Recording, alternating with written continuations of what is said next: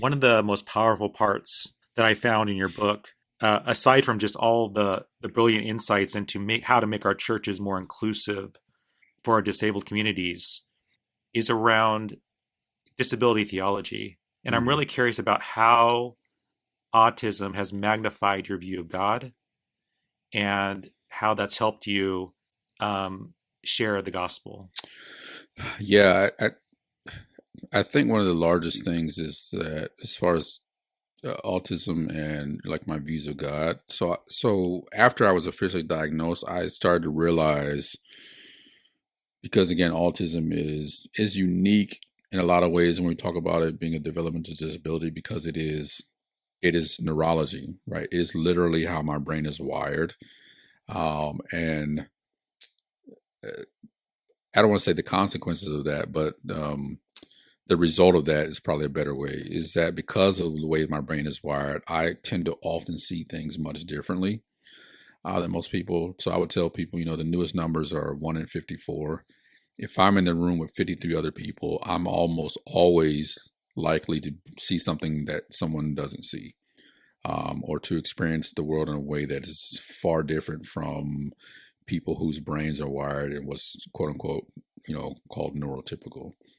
What I've learned is that I've learned to leverage that as a strength. And so a lot of the ways that I see the biblical text, a lot of the ways that I even experience my faith, tend to come at it from a different angle. And oftentimes what I've learned is that when that's allowed to be a part of the conversation, it brings a whole other angle to people being able to understand God, faith in the Bible that is traditionally not there, which is why I advocate for having persons with disabilities as leaders, because you can not just them helping shape the church, but helping to shape theology, is to have a far different perspective on the text. And so I tend to see things that a lot of people don't see, and even some of my colleagues who are in the disability community send this.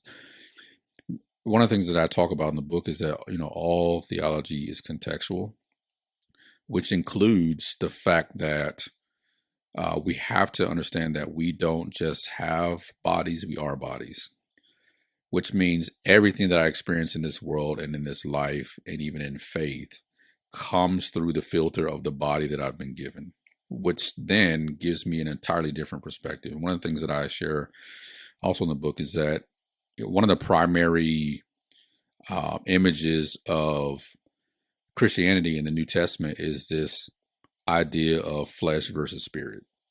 And Paul talks about that a lot, and he does a lot of great theology on that. Who better to help us to understand the realities of that than persons who are living with disabilities? Because for them, it's not just an idea. I literally live with things that my brain sometimes does in my body that I don't want it to do.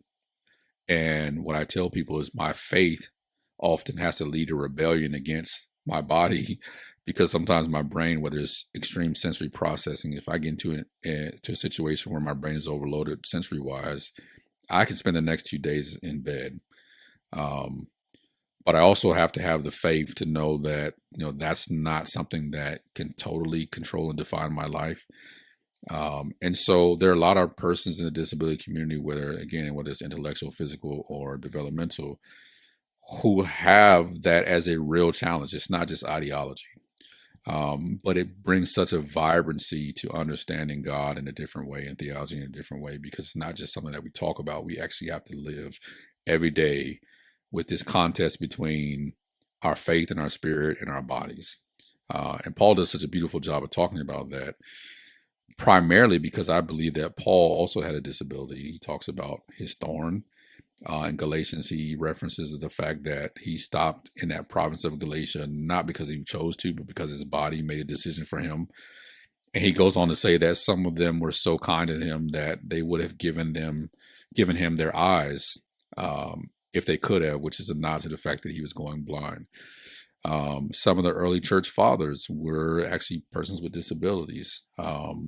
Even our understanding of the Trinity, the doctrine of the Trinity, first came from a church father who actually happened to be blind. So there's a lot of ways that people with disabilities experience the world and faith in God in ways that are not necessarily typical. But when there's space allowed for that, it creates a much healthier and vibrant theology of who God is, and how we experience life. And I think it just adds to our understanding of how to properly understand the character and the nature of God and all these other doctrines that we hold so dear. We get a fuller picture of that when we allow persons with disabilities to add to that conversation. Hey, thank you so much for checking out this video clip from the Delgado podcast. To get more videos like this, simply subscribe here on YouTube. You can also download the full episode of each show on iTunes, Spotify, Google Play, or your favorite podcast player. Take care.